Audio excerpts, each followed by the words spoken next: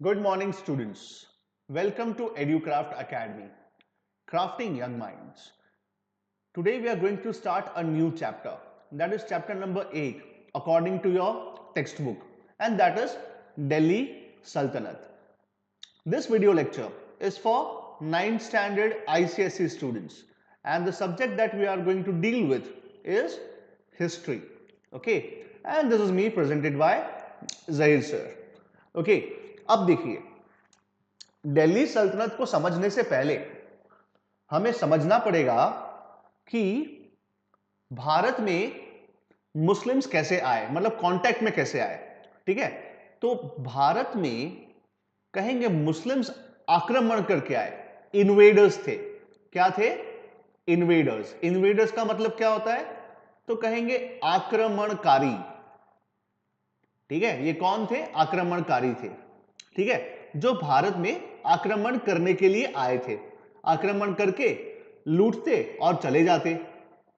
उसमें सबसे ऊपर जिसका नाम आता है वो नाम है, कहेंगे महमूद।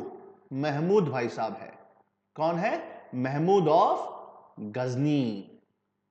ठीक है, और कहीं पर ये गजनी को क्या कहते हैं? गजनवी। ठीक है, तो डोंट गेट कंफ्यूज्ड, गजनी और गजनवी। गजनी क्या है?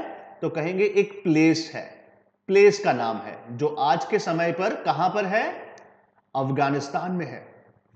Okay, so Mahmud of Ghazni आया। ये कौन था? ये भी एक इन्वेडर था। क्या था बेटा? इन्वेडर। ओके, तो सबसे पहले तो हमें समझना है कि किस तरीके से इस्लाम का ओरिजिन होता है। ओरिजिन, ठीक है, अभी मैंने आपको गूगल अर्थ खोलकर बताया था, और वहां पर आपको पता है कि Arabian peninsula, that is Saudi Arabia बताया। और सऊदी अरेबिया में जो दो जगहें थी, that is Mecca and the Medina. Right, ठीक है, ये दो जगह आपको मैंने समझाई कि ये कहां पर है। राइट, अब आगे थोड़ा पढ़ते हैं और देखते हैं क्या होता है। देखिए, यहां पर बात की गई है 6th सेंचुरी की। किसकी बात की गई है? 6th सेंचुरी एडी, है ना, 6वीं शताब्दी। अब मैं कुछ आपको बताऊंगा, समझाऊंगा, जरा ध्यान रखिएगा क्या लिखा है। आपके सिलेबस में नहीं है, लेकिन आपको समझना है कि भाई महमूद गजनी कौन था, महमूद घोरी कौन था, भाई ये भारत में क्यों आए, क्या किया, कैसे दिल्ली सल्तनत का एस्टैब्लिशमेंट होता है, वगैरह वगैरह। ठीक है, शुरू करते हैं। सबसे पहले हम समझेंगे इस्लाम को। राइट, कि भाई 6ठी शताब्दी जो 6th सेंचुरी था, वहां पर सऊदी अरेबिया में क्या थे कि कुछ लोग रहते थे जो बहुत ही ज्यादा सुपरस्टिशियस थे। क्या थे? सुपरस्टिशियस। ठीक है, और वहां पर अलग अलग कबीलों में, ट्राइब्स में ये लोग डिवाइडेड थे। अब वहां पर होता क्या है? वहां पर कहेंगे तकरीबन 570 एडी में, देखो ये डेट्स है ना, I am not clear about this dates, लेकिन तकरीबन 570 एडी। ठीक है, मतलब 6th सेंचुरी हुआ आपके हिसाब से, तो अपने जो गिनते हैं उसके हिसाब से 6th सेंचुरी है ना। तो latter half of the 6th century, यहां पर कहेंगे प्रॉफिट मोहम्मद का जन्म होता है। किसका जन्म होता है? Prophet Muhammad. Right, may peace be upon him, ऐसा बोलते हैं। राइट, सो यहां पर प्रॉफिट मोहम्मद का जन्म होता है। अब होता क्या है कि तकरीबन 600 या लेट अस से 610 में, राइट, देखिए अगर आप लोग देखेंगे ना, तो मुस्लिम्स का और क्रिश्चियंस का थोड़ा बहुत हिस्ट्री, ओरिजिन का हिस्ट्री थोड़ा बहुत सेम है। ठीक है, तो प्रॉफिट मोहम्मद जो है, ऐसा कहा जाता है कि भाई इनके ऊपर है ना भगवान ने कुछ मैसेज भेजा, so he was the messenger. Right, और इन्होंने, कहा जाता है कि he is the founder of Islam. Okay Ganesh, आपका क्वेश्चन समझ में आया अभी? राइट, तो एक तरीके से ये पैगंबर थे। He was the prophet. Prophet का मतलब होता है पैगंबर, और we can say the messenger. Right, और इन्होंने क्या किया? तो कहेंगे इन्होंने इस्लाम धर्म का, कहेंगे एडवर्टीजमेंट किया। एडवर्टीजमेंट तो गलत वर्ड होगा, लेकिन एक तरीके से एडवर्टाइज किया, इसको कहेंगे कि फैलाया, मतलब फैलाने का काम किया। राइट, ठीक है, फिर क्या होता है, तो ये रहते कहां थे, ये रहते थे मक्का में। अब मक्का में क्या था, कुछ स्ट्रॉन्ग ट्राइब्स थे, राइट, तो ये लोग इनको अपोज करने लगे, तो ये भाग कर चले गए कहां पर, ये चले गए मदीना में। और जिस भी साल ये भाग कर गए थे या वहां पर गए थे, ठीक है, इस साल से कहेंगे मुस्लिम कैलेंडर शुरू हुआ। क्या शुरू हुआ, मुस्लिम कैलेंडर, और इसको कहते हैं हम लोग हिज्र, ठीक है, इसको क्या कहते हैं हम लोग, हिज्र, ऐसा होता है, गुजराती हिंदी मिक्स कर दिया मैंने, लेकिन ये हिज्र है, ठीक है, राइट। तो ये एक मुस्लिम कैलेंडर के हिसाब से तारीख होता है, राइट। अब देखिए क्या लिखा है, लिखा है जब ये मदीना गए उसके बाद थोड़ा वहां पर अपना पॉलिटिकल कैंपेनिंग किया, अपने आप को थोड़ा स्ट्रांग किया, और वापस आते हैं कहां पर, मक्का में, और मक्का को अपने कब्जे में ले लेते हैं, ठीक है, और यहां पर कहेंगे इस्लाम धर्म का पूर्ण प्रचार शुरू किया, एडवर्टाइजमेंट शुरू किया, ठीक है, राइट। अब इनकी डेथ हो जाती है। इनका डेथ कब होता है, तो कहेंगे 632 एडी में होता है। कब होता है, 632 एडी में। 570 में जन्म हुआ, 632 में इनका देहांत हो गया, ही डाइड ऑफ, ठीक है। अब इनके बाद जो इनके कहेंगे कि उत्तराधिकारी थे, सक्सेसर्स थे, ठीक है, इनको कहा गया कैलिफ। क्या कहा गया, कैलिफ। और ये कैलिफेट बनाना चाहते थे। क्या बनाना चाहते थे, कैलिफेट। आपने सुना होगा आइसिस, है ना, Islamic states of Iraq and Syria, right. तो ये क्या बनाना चाहते हैं, ये भी बनाना चाहते थे कैलिफेट, है ना, आपने ये सुना होगा। तो क्या है कि प्रॉफिट मोहम्मद के मरने के बाद, उनके देहांत के बाद, उनके स्वर्गवास के बाद, वहां पर उनके जो सक्सेसर्स थे उन्होंने किसकी स्थापना की, एक कैलिफेट की स्थापना की। कैलिफेट क्या होता है, तो कहेंगे एक तरीके से डायनेस्टी ही होती है, राइट। मतलब एक प्लेस को अपने कब्जे में लिया और उसको फिर कैलिफेट का नाम दिया कि भाई ये क्या है, एक कैलिफेट है, और जो कैलिफेट का हेड होता उनको कहा जाता कैलिफ, या फिर हम कहेंगे खलीफ। हिंदी में इसको खलीफ कहते हैं या कैलिफ कहते हैं। अब आगे देखते हैं क्या होता है।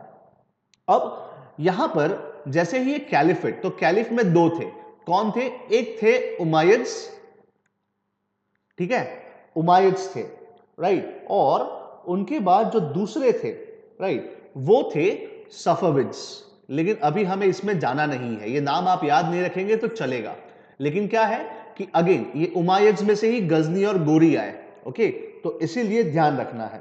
अब देखिए क्या होता है, ये हुआ थोड़ा बहुत इस्लाम के बारे में, आपको जनरल आइडिया मैंने आपको दे दिया। अब आता है कि भारत में इस्लाम के समय पे, मतलब जब इस्लाम ग्रो कर रहा था, और इस्लाम कहां पर ग्रो किया, तो कहेंगे कि इस्लाम ग्रो किया इराक में सबसे पहले, या लेट अस से टर्की में, फिर इराक में, ठीक है, और इराक के बाद कहेंगे पर्शिया, राइट, और फिर उसके बाद अफगानिस्तान में, ठीक है, और सेंट्रल एशिया, तुर्कमेनिस्तान, और जो भी मैंने आपको बताया कजाकिस्तान, किर्गिस्तान वगैरह वगैरह, तो वहां पर कहेंगे कि इस्लाम का प्रचार होता है, या कहेंगे मुस्लिम्स का एक्सपेंशन होता है। इन शॉर्ट कहेंगे कि कैलिफेट का एक्सपेंशन होता है, ठीक है, राइट। अब आते हैं कि भाई इस समय पर क्या कहते हैं, भारत में कौन कौन लोग थे, मतलब कौन कौन यहां पर भारत में कौन सी डायनेस्टीज थी, ठीक है। तो देखिए सबसे पहले यहां पर शाही डायनेस्टी थी, शाही डायनेस्टी, ठीक है, और ये शाही डायनेस्टी कहां पर थी, तो कहेंगे पंजाब में, राइट, पंजाब वाला एरिया है, वहां पर शाही डायनेस्टी थे, जिसके जो रूलर्स थे वो कौन थे, वो थे जयपाल, आनंदपाल, ठीक है, त्रिलोचन पाल, एटसेट्रा, ठीक है, ये सारे उनके डायनेस्टी के नाम है, मतलब सक्सेसर्स के नाम है, ठीक है, जो पंजाब में थे। अब क्या हुआ कि जैसे ही महमूद भाई साहब, अब देखो महमूद नाम लूंगा तो समझ लीजिएगा कि गजनी, या फिर लेटर से मैं गजनी कहता हूं, महमूद गजनी जो है, जब यहां पर आक्रमण करता है तो ये डायनेस्टी का एंड हो जाता है, इट गॉट एंड। ठीक है, अब उसके बाद देखिए कौन था दूसरा जो मैं आपको बताता हूं। तो दूसरा था मौखरी। ठीक है, मौखरी वंश या मौखरी डायनेस्टी था, जो कहां पर था तो कहेंगे जो कन्नौज में था। ठीक है, राइट, मौखरी वंश था। फिर दूसरा और एक डायनेस्टी था जिसका नाम था चौहान डायनेस्टी। ठीक है, अब ये चौहान डायनेस्टी कहां थे तो कहेंगे राजस्थान में, लेट अस से अजमेर में। कहां थे ये चौहान डायनेस्टी? अजमेर में थे। और फिर दूसरे थे तोमर्स। ठीक है, तोमर डायनेस्टी। तो ये तोमर कहां के थे तो कहेंगे दिल्ली के थे। राइट, और उसके बाद कहेंगे कि पाल था, पाल्स। राइट, ये पाल्स कहां पर थे तो ये पाल्स कहेंगे कि बिहार में थे, बिहार वाला एरिया है वहां पर पाल्स थे। फिर उसके बाद सेन डायनेस्टी था, ये कहां पर थे तो कहेंगे ये बंगाल में थे। राइट, मैं क्या बता रहा हूं आपको कि भाई जिस समय पर ये एक्सपेंशन होता है तो उस समय पे भारत में कौन कौन से डायनेस्टीज यहां पर रूल कर रहे थे। ठीक है, और फिर उसके बाद चांडेलास या चांदेलास थे, ये कहां पर थे तो कहेंगे ये बुंदेलखंड में थे, बुंदेलखंड वाला एरिया है वहां पर चांडेलास थे। ठीक है, और मालवा में परमार्स थे। कौन थे? परमार। राइट, मालवा में। और गुजरात में कौन थे तो गुजरात में सोलंकीज थे। कौन थे? सोलंकी। आप में से बहुत सारे फ्रेंड्स हैं, ठीक है, उनकी सरनेम सोलंकी होगी, किसी की सरनेम परमार होगी, है ना। ठीक है, तो ये सब राजा थे, मतलब डायनेस्टीज थी जो यहां पर रूल कर रही थी। ठीक है, और डेक्कन में कौन थे? चालुक्यस, चोल, चालुक्यस, ये सब कहां पर थे? साउथ इंडिया में, डेक्कन में। ठीक है, राइट, और उसके बाद राष्ट्रकूट थे, या फिर कहेंगे कि यादव्स थे, होयसल थे, बहुत सारे ऐसे चोल थे, चेर थे, पांड्यास थे, ये सब डायनेस्टीज कहेंगे भारत में रूल कर रही थी।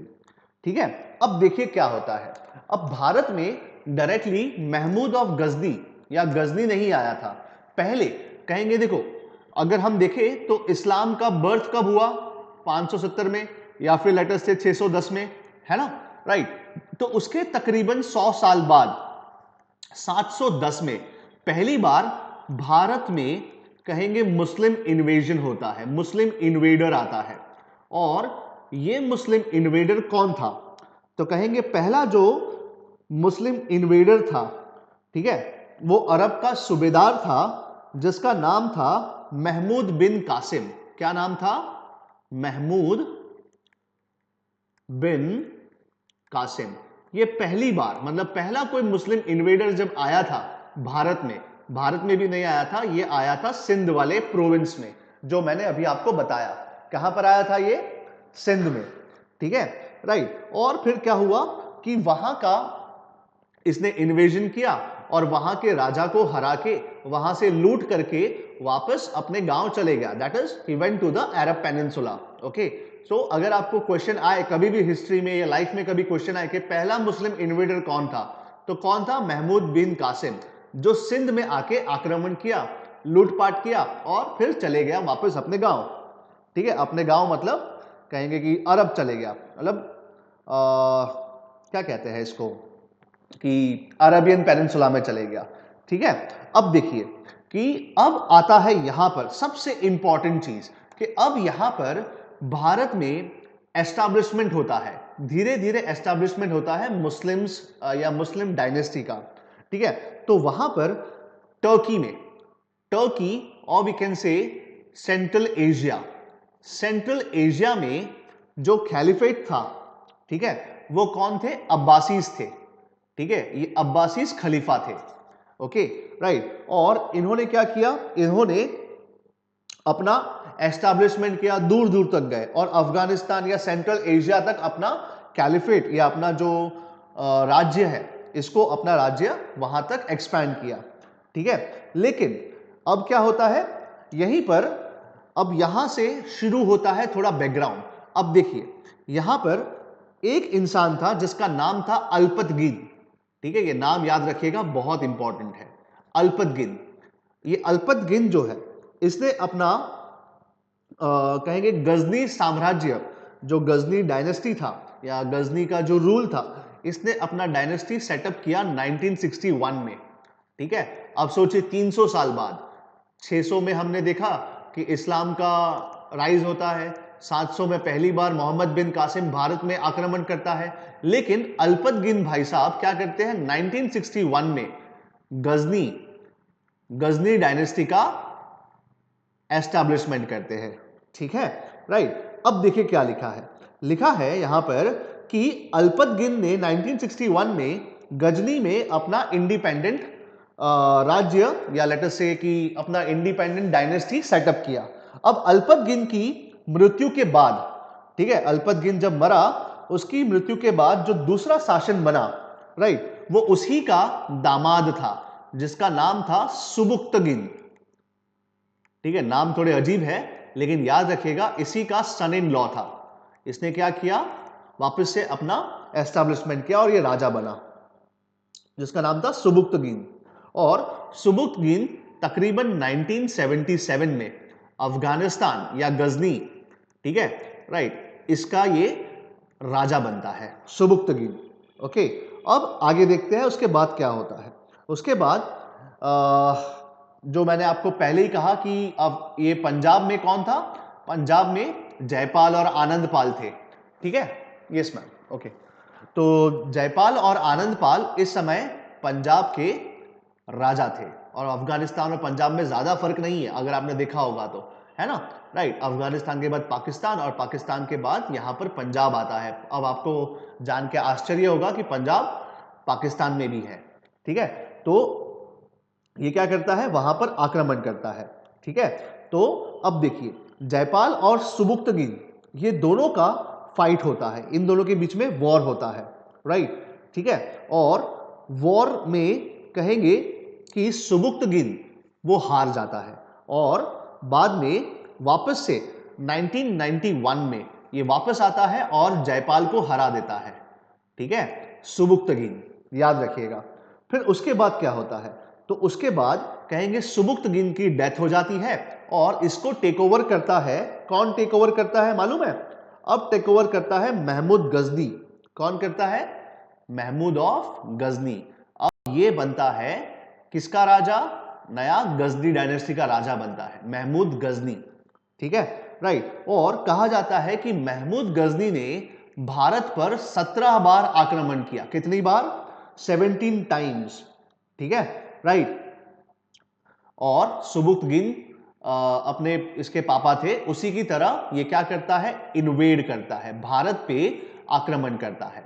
और बहुत सारी चीजें, मतलब right from 1000 AD up till I can say 1025 और 27, ठीक है, 1027 एडी, ठीक है। इतनी बार, मतलब इसी दौरान, इसी समय में ये 17 बार भारत पे आक्रमण करता है। कभी कश्मीर में करता है, कभी पंजाब में करता है, ग्वालियर, कालिंजर, कन्नौज, बहुत सारी जगह, मुल्तान, बहुत सारी जगह पर आक्रमण करता है। लेकिन सबसे इंपॉर्टेंट जो हम पढ़ते हैं वो है 1025 एडी का आक्रमण। और कहां पर करता है यह आक्रमण, तो कहेंगे सोमनाथ में। नाम सुना है आपने, सोमनाथ, सोमनाथ है ना, जो आपने अपने यहां पर सोमनाथ का मंदिर है ना, गुजरात में, तो वहां पर ये आक्रमण करता है, राइट, ठीक है, याद रहेगा इतना। तो ये महमूद गजनी की बात है। अब आते हैं महमूद घोरी की बात पे। इतना समझ में आया बेटा, याद रखने की कोई जरूरत नहीं है आपको, लेकिन थोड़ा बहुत समझना जरूरी है, राइट। आया समझ में, please give me a thumbs up कि महमूद गजनी कौन था, किस तरीके से अफगानिस्तान का राजा बना, अल्पतगिन, सुबुक्तगिन का बेटा था महमूद गजनी। और रिलेशन बताता हूं एक्चुअली कि रिलेशन क्या, हम कांटेक्ट में कैसे आए। हम कांटेक्ट में मतलब मुस्लिम आक्रमणकारी या मुस्लिम इन्वेडर्स जो थे वो भारत के कांटेक्ट में कैसे आए। तो भारत के कांटेक्ट में तो ये सिर्फ एक तरीके से इन्वेडर्स बन के आए थे। क्या बन के आए थे? इन्वेडर्स। और इन्वेड करके, लूटपाट करके चले जाते। लूटपाट क्या करते? लूटपाट कहेंगे कि यहाँ का जो भी रिसोर्सेज है, सोना ले लो या जो भी ले लो, ठीक है, ये सारा ये लोग लूटपाट करके चले जाते। अब आता है महमूद घोरी या मोहम्मद घोरी, सॉरी महमूद घोरी नहीं है, डोंट गेट कंफ्यूज। ये देखो, ये कौन है? महमूद गजनी है, ठीक है, जो सुबुक्तगिन का बेटा है। अब कौन, किसकी बात कर रहा हूं मैं? मोहम्मद घोरी की बात कर रहा हूं। घोर का राजा था ये, घोरी, राइट। अब याद रखिएगा क्या होता है, देखो क्या लिखा है। लिखा है कि गजनवी जो गजनी था, ठीक है, तो गजनी डायनेस्टी का जब कहेंगे कि डिक्लाइन होता है, राइट, तो वहां पर कहेंगे कि मोहम्मद घोरी अपना जो है डायनेस्टी सेटअप करता है, ठीक है। देखो मैं पढ़ के सुनाता हूं क्या लिखा है। लिखा है, गजनवी वंश का पतन के कगार पर था तब ग्यासुद्दीन मोहम्मद बिन साम, ठीक है, ने तुर्कों को गजनी से मार भगाया और अपने भाई शहाबुद्दीन मोहम्मद साम को वहां का शासक बनाया, ठीक है। और यही कौन है? मोहम्मद घोरी है, जिसने भारत पर आक्रमण किया और टर्किश एम्पायर, ठीक है, मोहम्मद घोरी ने क्या किया? टर्किश एम्पायर का स्थापना करता है भारत में। भारत का मतलब आज का भारत नहीं है, ये भारत का मतलब है आज का पाकिस्तान, आज का पंजाब एरिया, वो वाला एरिया, सिंध वाला एरिया, राइट, वहां पर। ओके, अब देखिए क्या लिखा है। लिखा है कि यहां पर जो इंपॉर्टेंट मोहम्मद घोरी के जो कुछ इंपॉर्टेंट फाइट है या वॉर है, वो है द बैटल ऑफ तराइन, ठीक है। और ये बैटल ऑफ तराइन कब लड़े जाते हैं? 1191 और 1192 में लड़े जाते हैं, ठीक है, राइट, ये ध्यान रखिएगा। अब देखिए क्या है कि दोनों ही जो वॉर थे ये लड़े गए थे अगेंस्ट पृथ्वीराज चौहान, ठीक है। और ये कहां के राजा थे? तो कहेंगे ये थे आज के जो राजपूत स्टेट्स है, या लेटर से कि जो अजमेर वाला एरिया है, ठीक है, वहां पर ये फाइट करता है। 1191 में घोरी हार जाता है, ठीक है। इसकी बहुत ही बढ़िया कहानी है, राइट। जो कहानी है वो यही है कि मोहम्मद घोरी हार जाता है और पृथ्वीराज चौहान इसको बंदी बना लेता है, ठीक है। और फिर पृथ्वीराज चौहान इस पे दया खा के छोड़ देता है, बोले जाओ तुमको मैं आजाद करता हूं। लेकिन जब ये दूसरी बार आता है और दूसरी बार 1192 में जब ये पृथ्वीराज चौहान से फाइट करता है, तब ये पृथ्वीराज चौहान को हरा देता है। लेकिन ये पृथ्वीराज चौहान जैसा उदारवादी नहीं था, मतलब इतना दयावान नहीं था। तो मोहम्मद घोरी क्या करता है? मोहम्मद घोरी पृथ्वीराज चौहान को मार देता है। आया समझ में? ठीक है, कहानी अपने आप में बहुत ही बढ़िया है, वो आपको मैं फिर कभी सुनाऊंगा। अभी थोड़ा बहुत समझाना है मुझे कि किस तरीके से होता है, ठीक है। अब देखो, पृथ्वीराज चौहान जब फाइट करने जाता है सेकेंड बैटल ऑफ तराइन में, तो मोहम्मद घोरी को पृथ्वीराज चौहान के ससुर, ठीक है, फादर इन लॉ, राइट, जिसका नाम क्या था पता है? जयचंद्र या जयचंद। आपने आपने नाम सुना होगा जयचंद, आपको सिखाया टीचर ने है, ठीक है। तो देखिए, तो मोहम्मद घोरी के जो फादर इन लॉ थे वो थे जयचंद। कौन थे? जयचंद। अब देखिए क्या होता है, इसमें कहानी तो बहुत सारी है। जो पृथ्वीराज चौहान है, ठीक है, यहां पर पृथ्वीराज लिखता हूं, पूरा नाम नहीं लिखता, और यहां पर है जयचंद, ठीक है। अब देखो दोनों का अनबन चल रहा था, ठीक है। जयचंद कहां के थे राजा? तो कहेंगे कन्नौज के राजा थे। और पृथ्वीराज चौहान यहां पे दिल्ली वाला एरिया है, मालवा अजमेर वाला जो एरिया है वहां का राजा था। ये सब राजपूत ही थे, ठीक है। लेकिन क्या हुआ था कि पृथ्वीराज जो है एक लड़की से प्यार करता था, और वो लड़की थी संयोगिता। और ये संयोगिता जयचंद की कौन थी? डॉटर ही थी, ठीक है। तो पृथ्वीराज चौहान संयोगिता को भगाकर लेकर जाता है, इससे जयचंद नाराज हो जाता है, ठीक है, और ठान लेता है कि मैं पृथ्वीराज चौहान से बदला लूंगा। अब जयचंद कौन है? पृथ्वीराज चौहान का फादर इन लॉ, है ना, ठीक है। तो फिर जयचंद क्या करता है, सेकेंड बैटल ऑफ तराइन जो 1192 में हुआ था, राइट, जस्ट अ मोमेंट, चलिए अब आगे देखते हैं। तो क्या होता है कि जयचंद जो है वो घोरी का साथ देता है और कहेंगे कि पृथ्वीराज चौहान को हरा देता है, और फिर मोहम्मद घोरी क्या करता है, पृथ्वीराज चौहान को मार देता है। आया समझ में इतना, ठीक है। अब देखिए यहां पर थोड़ी कहानी बहुत बढ़िया है, अगर सुननी हो तो। यहां पर चांद बरडाई जो पृथ्वीराज चौहान के कहेंगे सेनापति भी थे, पोएट भी थे, इन्होंने क्या लिखी है, इन्होंने एक बुक लिखी है जिसका नाम है पृथ्वीराज रासो। क्या नाम है, क्या नाम है उस बुक का, पृथ्वीराज रासो, जिसमें मोहम्मद घोरी और पृथ्वीराज के बीच में बैटल जो हुआ था उसके बारे में बताया गया है। और एक कहानी है जहां पर मैंने सुनी है, वो कहानी क्या है कि पृथ्वीराज के पास एक कला थी। वो कला क्या थी कि पृथ्वीराज को मतलब आंख बंद करके, ठीक है, वो अपने पता है खेलते हैं ऐसे आवाज करते हैं, तो पृथ्वीराज चौहान क्या है, उसके आंख में अगर पट्टी लगा दी जाए ना और अगर कहीं से कोई आवाज आए, ठीक है, तो वो उसके ऊपर तीर चला सकता था, ठीक है, बिना देखे, मतलब just on the base of what कहेंगे साउंड, ठीक है, वो साउंड को फॉलो करके वहां पर क्या कर सकता था, तीर चला सकता था। तो ऐसा कहा जाता है, ऐसा पता नहीं, मैंने जहां हिस्ट्री बुक में पढ़ा है वहां पर के भाई घोरी ने पृथ्वीराज चौहान को मार दिया।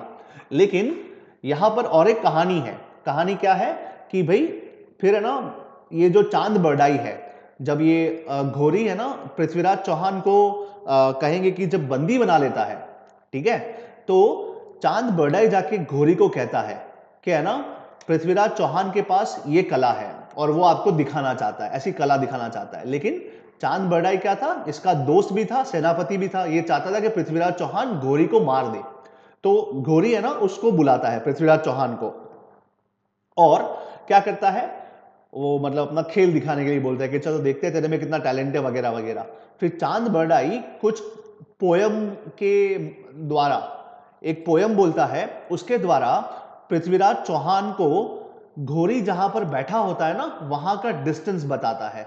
जैसे आपने सुना होगा ना कि आगे से राइट जाके दो दो कदम लेफ्ट जाइए, यहां से वहां जाइए वगैरह वगैरह, ठीक है। तो ऐसे पोयम में क्या करता है, चांद बरडाई पृथ्वीराज चौहान को बताता है, एग्जैक्ट लोकेशन बताता है कि घोरी कहां पर बैठा है।